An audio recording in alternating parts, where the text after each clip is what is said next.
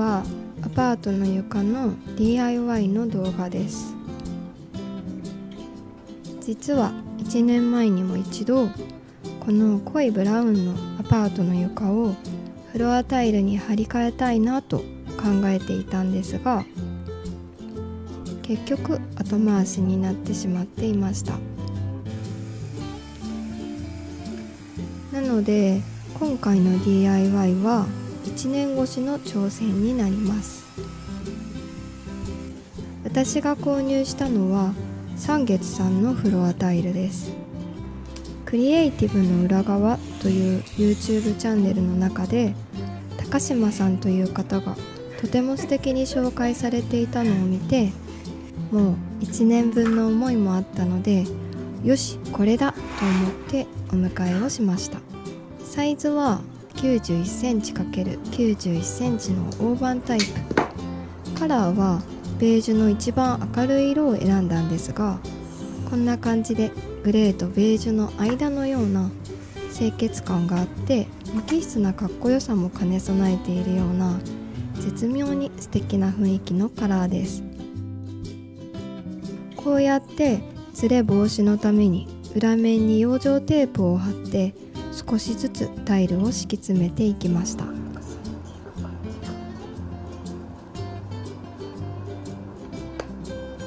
サイズが合わない箇所はこんな風に2枚のタイルを重ねて重なったところをカッターでカットしていきます。最初は力の入れ具合がわからなくて少し難しかったんですが、だんだん慣れてきて楽にカットができるようになりました。このフロアタイルは耐久性にもとっても優れていて、水にも強く抗菌消臭効果なんかもあるんだそうです。すごいですね。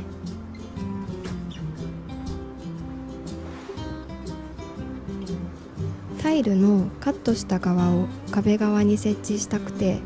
途中からこうやってタイルを裏返してから重ねてカットをしています。その方がカットしていない綺麗な側が部屋の中心に来てくれて仕上がりがよく見えるような気がして、そういう風にしました。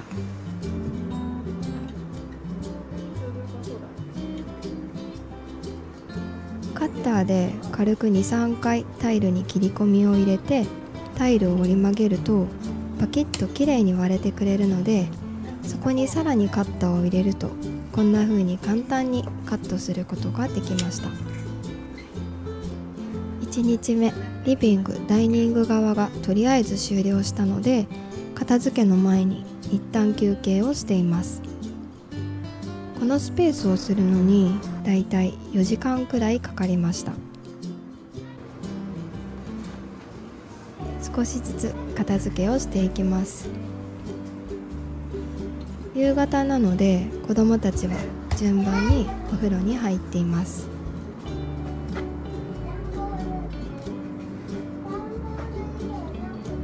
掃除をしてから移動させていた家具や観葉植物たちを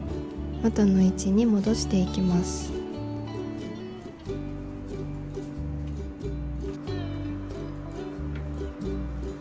暗めのブラウンからの変化なので、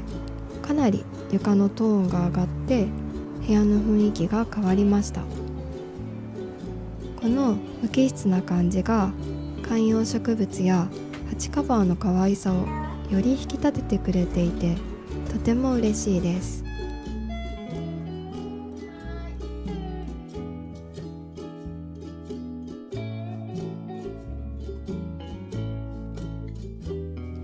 ダイニングスペースの本棚も移動させるために空っぽにしていたので、本を元あった位置に戻していきます。全部本を出してからの移動は本当に大変でしたが、床のために頑張りました。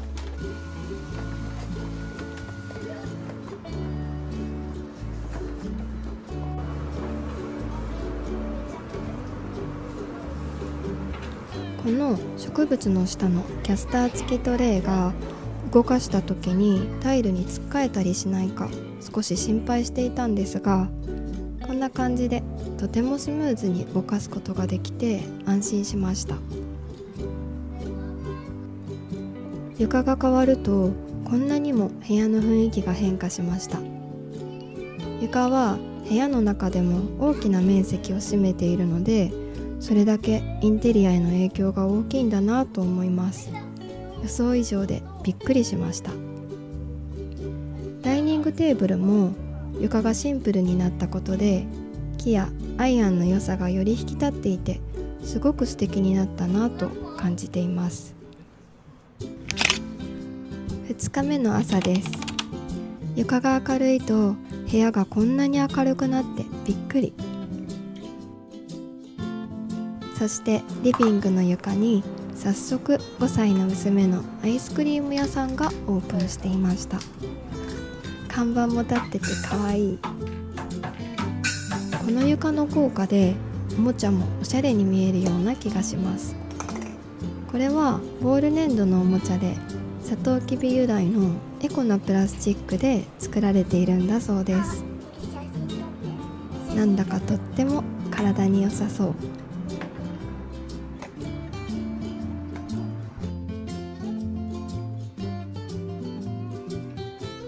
では気を取り直して作業2日目がスタートです。今日はキッチン側のスペースにフロアタイルを敷いていきます。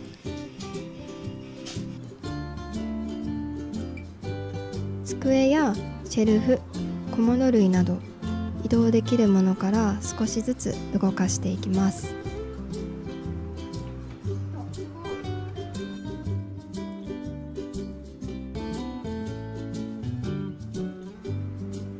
とっても大物の無印良品さんのステンレスユニットシェルフ。重たいんですが2人でなんとか動かしています。シェルフに隠れていた箇所の汚れもきれいに拭き取ります。さっと掃除機をかけた後は旦那さんが念入りに拭き掃除をしてくれました。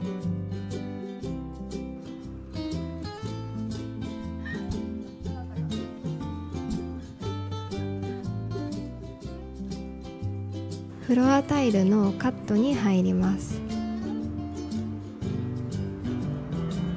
ダイニングとキッチンの間のスペースはまっすぐではなくて少しデコボコした作りになっていました。なのでこうやってそれぞれの箇所のサイズを測っていってちょうどよくカットをしていきます。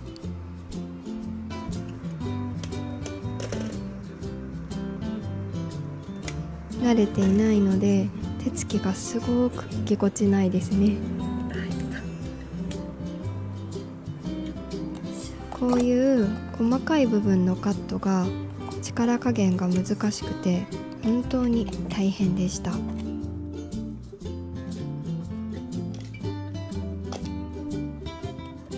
なんとかカットできました。ドキドキしながらはめていきます。あれ？少し隙間が空いてしまいました。でも初めてにしては上出来。これも DIY ならではの手作り感。多少のデコボコは自分でやったということで愛着が湧くはず。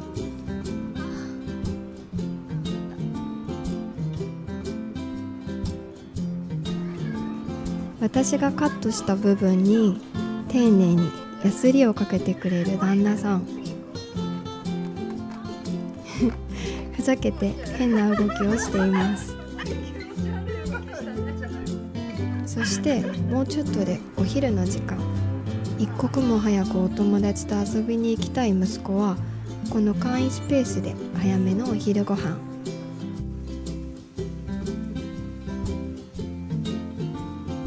と思ったら女の子チームは何やらタイルの入っていた段ボールを運んでいって怪しい動き。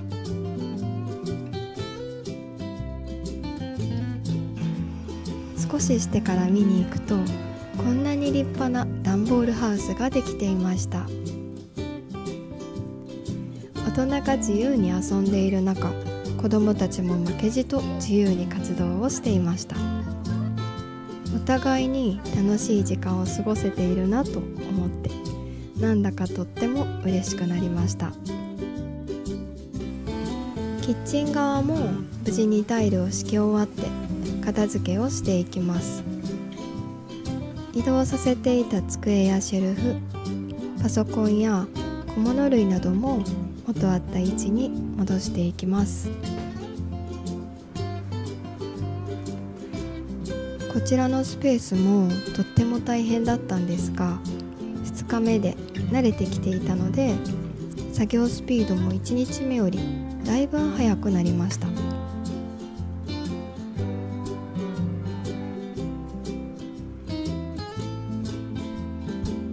娘たちがパパに群がっています。我が子たちはみんなとってもくっつき虫です。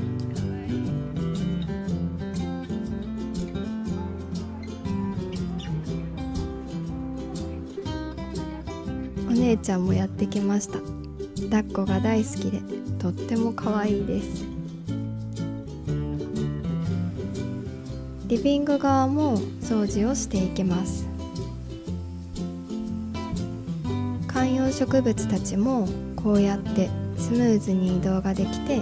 とってもいい感じ。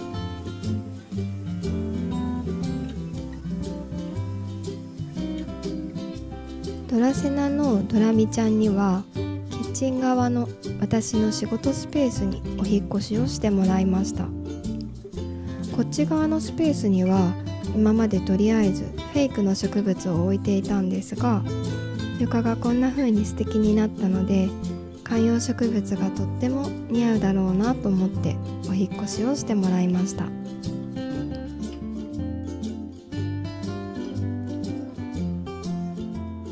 この場所もとっても日当たりがいいので、きっと元気に育ってくれるはず。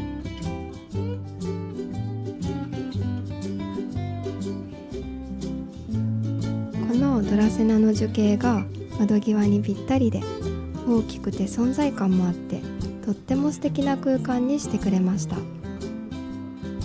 植物が身近にある生活は本当に心地がいいです。このドラセナちゃんと一緒にお仕事も今まで以上に頑張れそうな気がしています。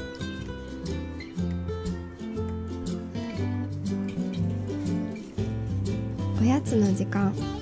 娘が自分でお皿を準備しておやつを選びにやってきました。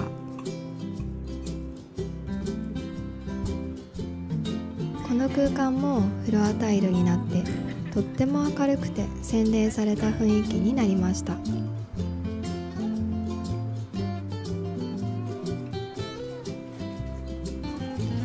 お姉ちゃんも呼んできて2人で仲良く半分こをしています。少し年の差のある姉妹ですが、とっても仲良しの2人です。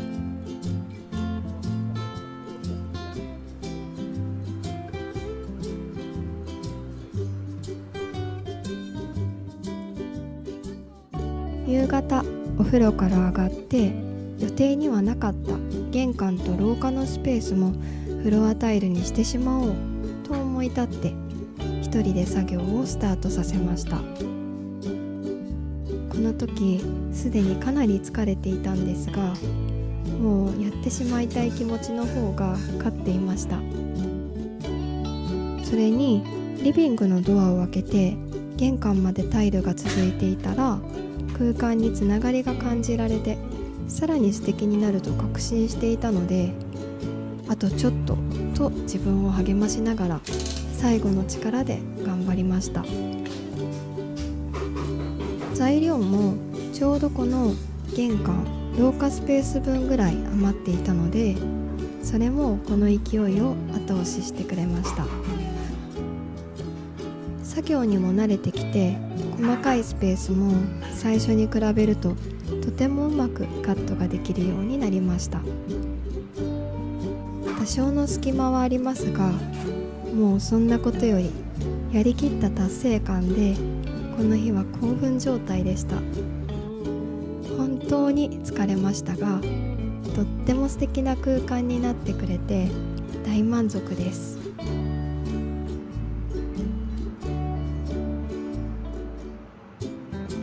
3日目の朝です。子供たちは床がさらっとして気持ちがいいみたいで、地べたでタブレットをしています。今日はキッチン側にお引っ越しをしたドラセナのドラミちゃんの代わりに、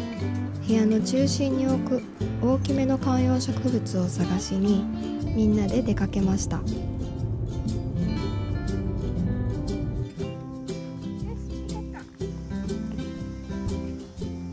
広島にある観葉植物専門店いいには五日市温室店です。南区のアクタス広島にも店舗があります。ここには小さな植物から大型の観葉植物までたくさんの種類の観葉植物と鉢カバーが置いてあります。去年もここで観葉植物と鉢カバーを購入したんですが、品揃えが豊富なので見ているだけでテンションが上がって本当に楽しくてニヤニヤしてしまいます。子供たちが一緒なのであまり長いはできないんですが、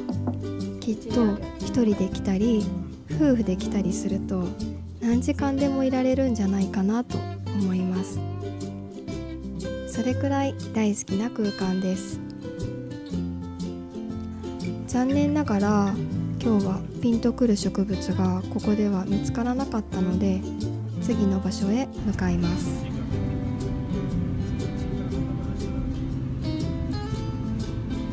カインズ広島レクト店です。ここにも小さなものから大型のものまで観葉植物がたくさん置いてあります。前回大きなオーガスタとドラセナコンシンネを購入したのもこの店舗です。でも今日はここでも私の心にグッとくるようなこれだという植物は見つかりませんでした。残念。このこれだとピーンとくる感覚はなかなかうまく言葉では表現できないんですが、今回のフロアタイルの DIY でうちの床はガラッとイメージが変化しました。きっとこの時の私はこの空間に何かもう一つ新しい変化を取り入れたくて、新鮮さだったり温かみだったり全てのものがバランスよく合わさるような感覚を求めていたんだと思います。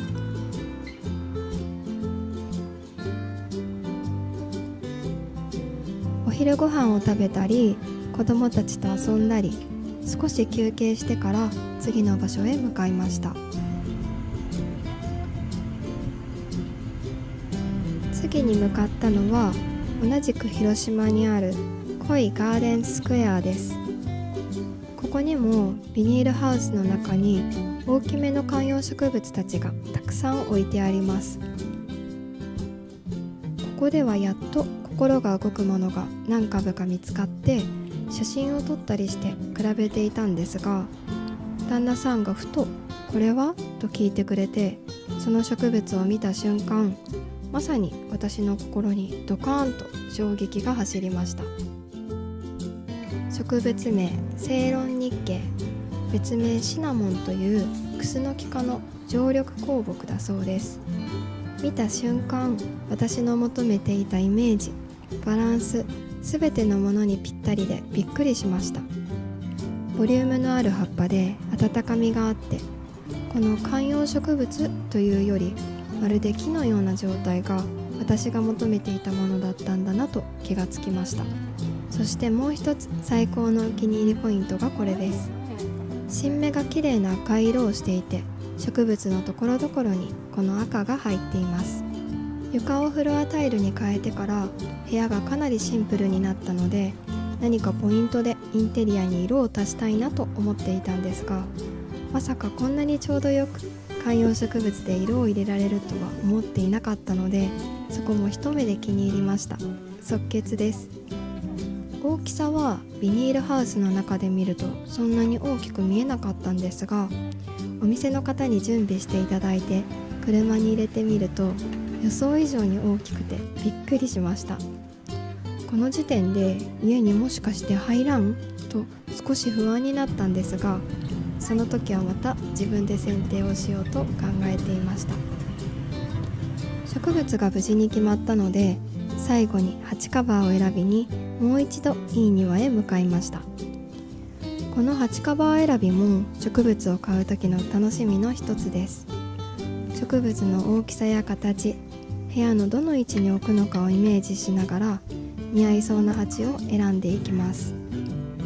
シナモンの木を見てイメージも固まっていたので、今日はすぐに決まりました。きっと大きくて素敵なシナモンの木にぴったりなはず。あとはうちに両方とも持ち帰ります。しばし一緒にドライブです。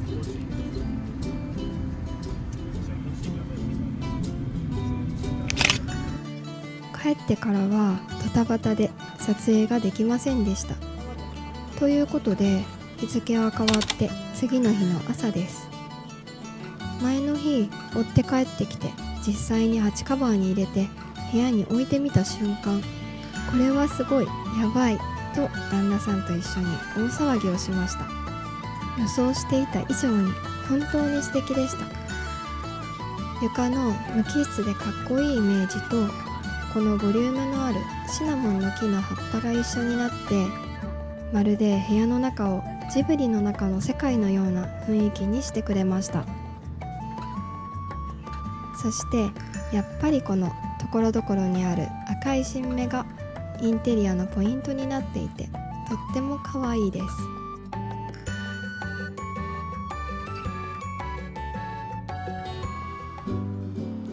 木の枝に小さなアリがいるのを見つけて真剣に探しています。観葉植物は大好きなんですが、虫はすごく苦手なので、こちらも対策をしっかりと考えなくてはいけません。後日実施しようと思います。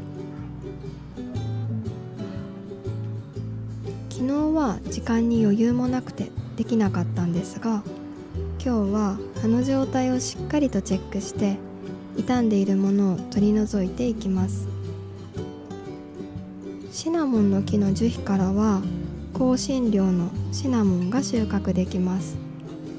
紅茶やお菓子などによく使われている代表的なものなので、皆さんもよく知っておられると思うんですが、なんとこのシナモンの葉っぱからもフルーツのようなとてもいい香りがしました。見た目が可愛いだけじゃなくて、いい香りまでするなんて素敵すぎます。本当にこの子をうちに選んでよかったなぁとしみじみ思いました。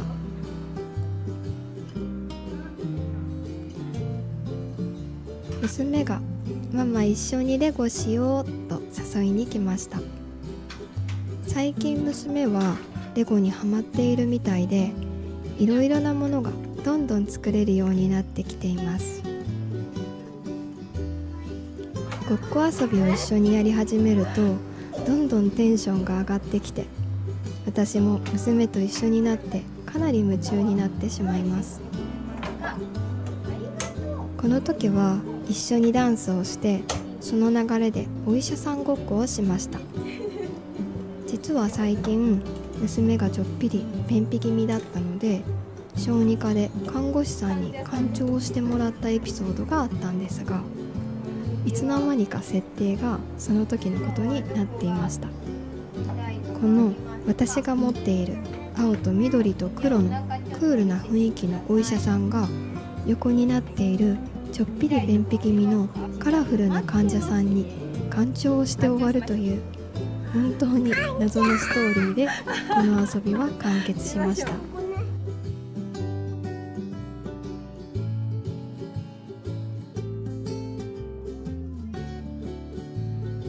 娘と遊んで一段落をしたので、シナモンの木に葉水をしていきます。こんなに大きいと葉水をするだけで本当に時間がかかって大変です。でも葉っぱにたっぷり水をかけてあげると本当に気持ちよさそうです。葉っぱの裏の方までまんべんなく葉水をしていきます。こんな風に家の中に緑があると目からもとっても涼しく感じられるので不思議です。たっぷり葉水をすると床もびしょびしょになりました。でもフロアタイルは水にもとっても強いので安心です。気がつくと上のお姉ちゃんがサラダを作っていました。最近お料理に興味が出てきているみたいで、少しずつ挑戦をしています。夕方になって植物と空とのコントラストがとても綺麗で本当に癒されます。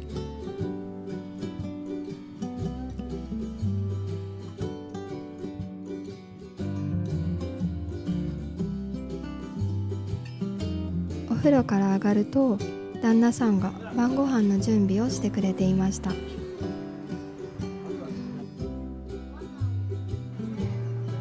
シナモンの木とフロアタイル、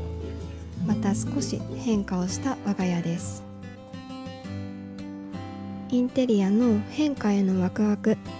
自分の好きと思えるものを求めて、そして表現するということはとても心地がいいことだなと感じます。フロアタイルの DIY と新しい観葉植物探し、4日間にわたる我が家の記録、その瞬間をこうやって残せたことをとても嬉しく思います。いつもの動画の2倍くらいの長さでボリュームたっぷりでしたが、楽しんでいただけたでしょうか。この私の感じているワクワクする気持ちを少しでも皆さんに共有できていたらとても嬉しいです。最後までご視聴いただきありがとうございました。